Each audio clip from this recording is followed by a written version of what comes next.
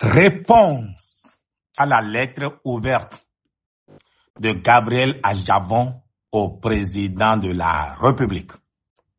Dr Bertin Kouovi, coordonnateur général de Dynamique Talent Continu.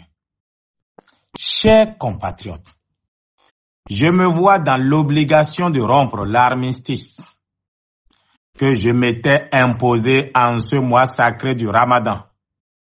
En effet, je considère que cette période bénie devrait être un moment d'unité et de concorde pour les fils et filles d'un même pays.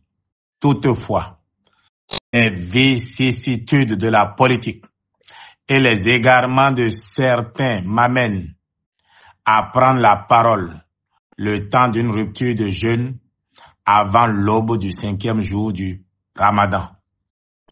J'ai pris connaissance de la lettre ouverte de Gabriel Adjavon, adressée au président de la République.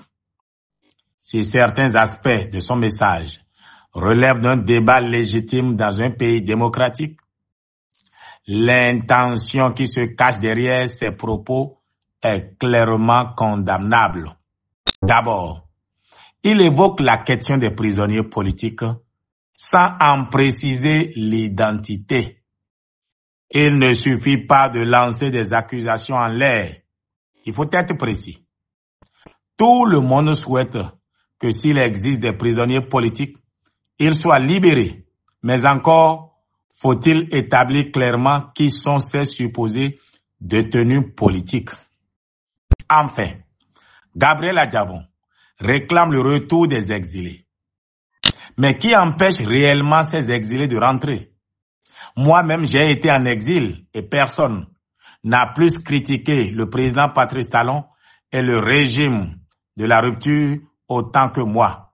Pourtant, j'ai pu rentrer librement. La vérité est simple. Ceux qui ne rentrent pas ont peur de faire face à la justice. Quand on n'a rien à se reprocher, on rentre. Moi, je me suis présenté à la justice et j'ai obtenu un non-lieu au bénéfice du doute, comme ce fut le cas d'ailleurs en Guinée équatoriale. Pourtant, mon nom figure toujours sur certaines listes judiciaires en ligne. Est-ce que cela m'empêche de dormir? Pas du tout. Le ministère de la Justice régularisera cela en temps voulu. Le président Patrice Talon a tendu la main à tous les exilés. Ceux qui veulent rentrer savent quelle démarche entreprendre. Lionel Zinsou, ancien Premier ministre, est bien rentré et a reconnu les efforts en cours dans le pays. C'est cela la première étape, reconnaître la réalité.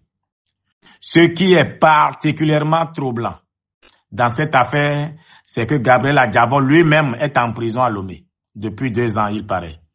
Et il semblerait que ce soit pour une affaire commerciale, sans lien avec la politique. Ne serait-il pas plus urgent pour lui de chercher à se tirer d'affaire avant de vouloir jouer les Mandela? Nous vivons une période où tout le monde veut s'exprimer. 35 ans après la conférence nationale, chacun cherche à se faire remarquer. Certains comme Robert Dossou, Théodore Holo, Ousmane Batoko, ressassent les vieilles querelles, tandis que d'autres, comme UP Le Renouveau, passent d'une ferveur religieuse à une autre. Après les bénédictions de l'Église catholique, celles des Vaudounos, puis des musulmans à Parakou, ils se rendent maintenant chez les Célestes.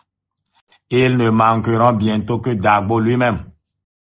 Enfin, Gabriel Adjavon prétend que le président élu en 2026 devra être légitime. Sur quelle base ose-t-il déjà jeter le discrédit sur une élection qui n'a même pas encore eu lieu?